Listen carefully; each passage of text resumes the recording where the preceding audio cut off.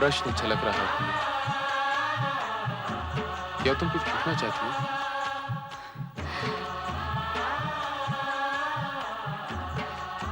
अब तो आपकी लीलाएं समाप्त हो गई ना स्वामी? समाप्त? लीलाएं तो अब आरंभ होंगी प्रिय। तो क्या आप अब भी मेरी माता को भ्रमित और व्यथित करेंगे?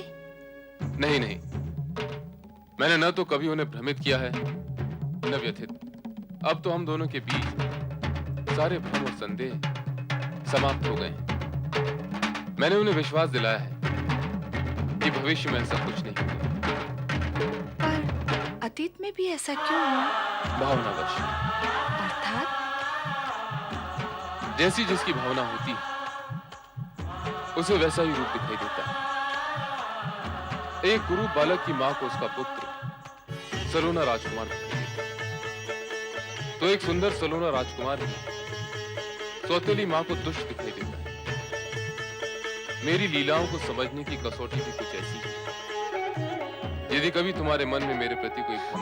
नहीं स्वामी, ना तो मेरे मन में आपके प्रति कभी भ्रम उत्पन्न होगा और ना ही मुझे आपके विचित्र रूप और अनोखी लीला देखने का अवसर मिलेगा। बस तो फिर सब शुभ ही शुभ होगा प्रिय।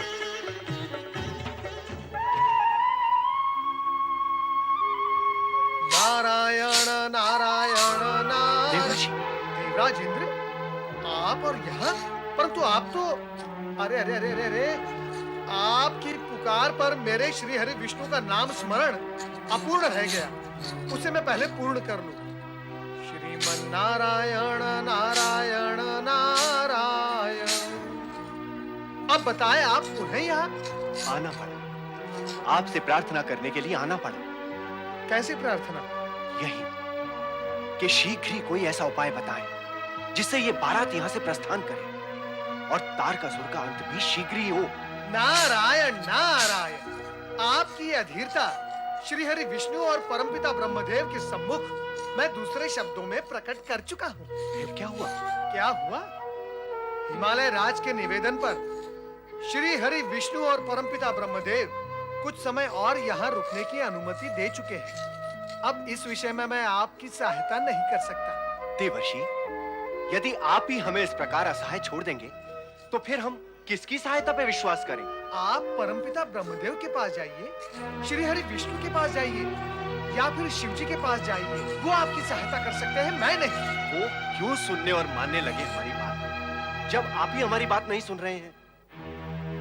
देवर्षि, त्रिदेव तक जितनी पहुंच आपकी है उतनी अन्य किसी की नहीं है।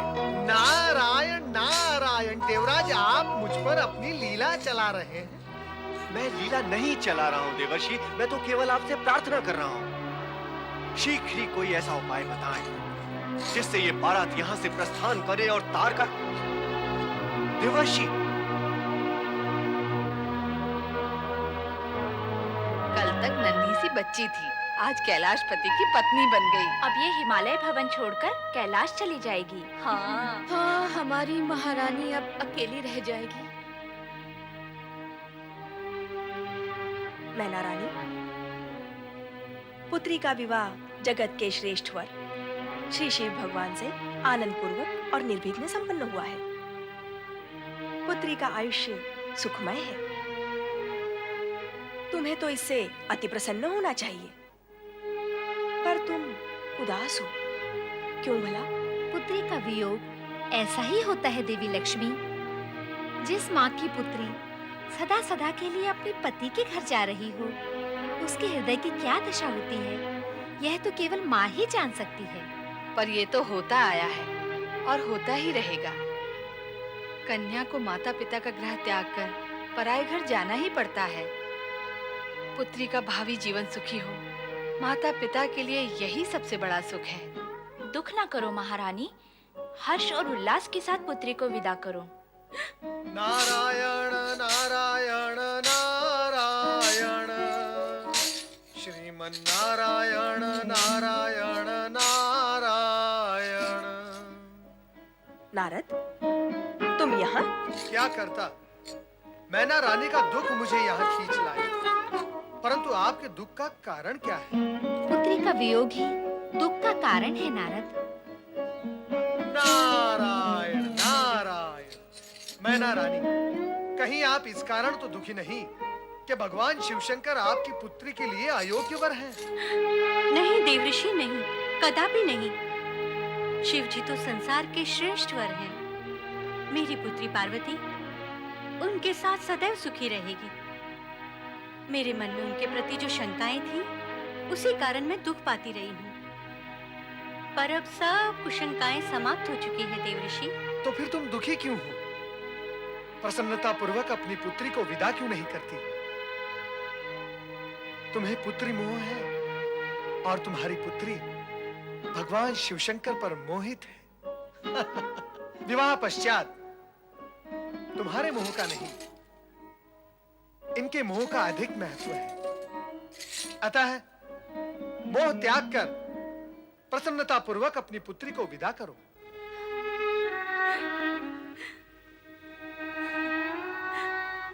मैं माँ हूं ना,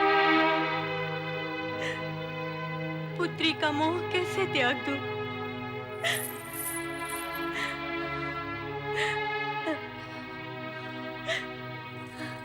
अपने हृदय के अंश को अलग करके विदा करना आसान ही है। मेरी पुत्री,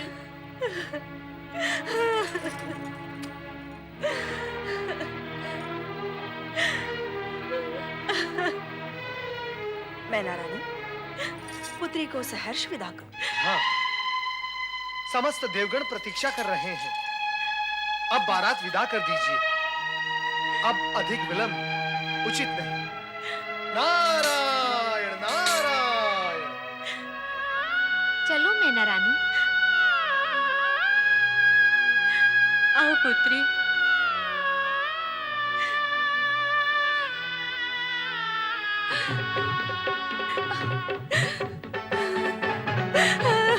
मेरी पुत्री।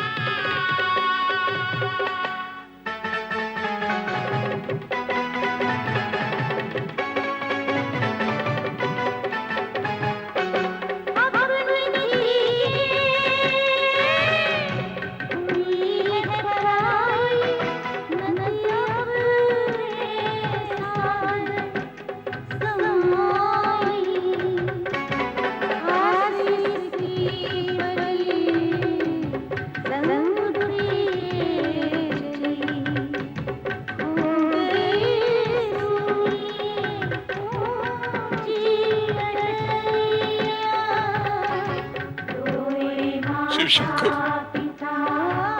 आज से हम आपको अपने सर्वस्व सौंप रहे हैं। बड़े लाड प्यार से पली है मेरी बच्ची, उसका ध्यान रखना भोलेनाथ। आप तनिक भी चिंता ना करें। मैं पति धर्म का पालन करते हुए पार्वती के सुख दुख का सदा ध्यान रखूंगा। तो अब चलें भोलेश्वर? जैसी आपकी इच्छा।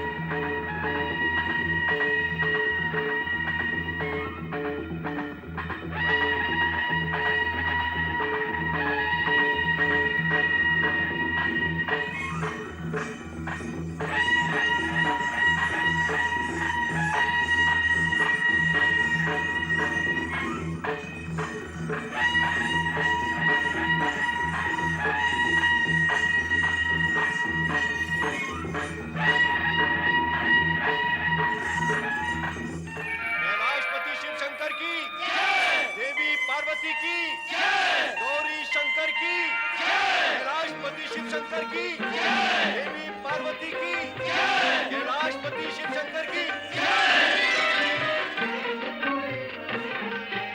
हे शिव शंकर, विवाह के इस मांगलिक एवं शुभ अवसर पर हमारी ओर से बधाई स्वीकार करें।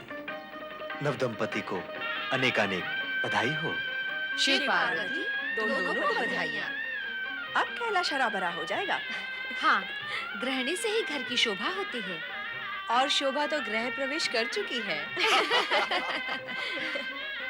अत्यंत मंगलमय समय है भोलेनाथ। हाँ देवराज, चारों ओर मंगलमय वातावरण है। ऐसी शुभ घड़ी इससे पूर्व इस जगत में कभी नहीं आई। समय परिवर्तनशील है देवराज। हम सभी की मंगल कामना है।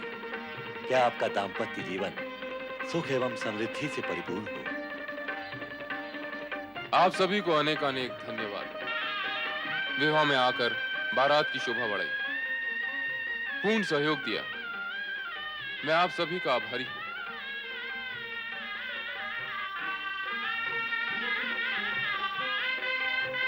नारायण नारायण, धन्य है आप और आपकी लीला, धन्य है।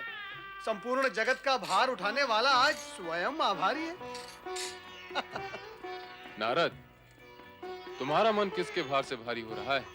भोलेनाथ, तीनों लोकों में तारकासुर ही सभी के जीवन का भार बना हुआ है। और यह भी अटल सत्य है कि तारकासुर का वध आपके पुत्र के हाथों ही होगा। परंतु तब तक उसके आतंक से देवगणों की रक्षा कैसे होगी भोलेनाथ, कैसे होगी? नारद, तुम तो दानव मानव सभी में समान रूप से पूज्य हो। जाकर उस तारकासुर को सद्बुद्धि दो, पाप कर्मों से दूर रहने की मंत्रणा दो। दुष्ट, अहंकारी और अभिमानी प्राणी सुबुद्धि से दूर भागते हैं और सुबुद्धि की मंत्रणा देने वाले को मारने के लिए उसके पीछे भागते हैं। चिंता करने की कोई आवश्यकता नहीं। उपाय करने में तुम चतुर हो। यदि फिर भी कार्य सिद्ध नहीं हुआ तो हम अन्य कोई उपाय करेंगे। हर हर हर महादेव।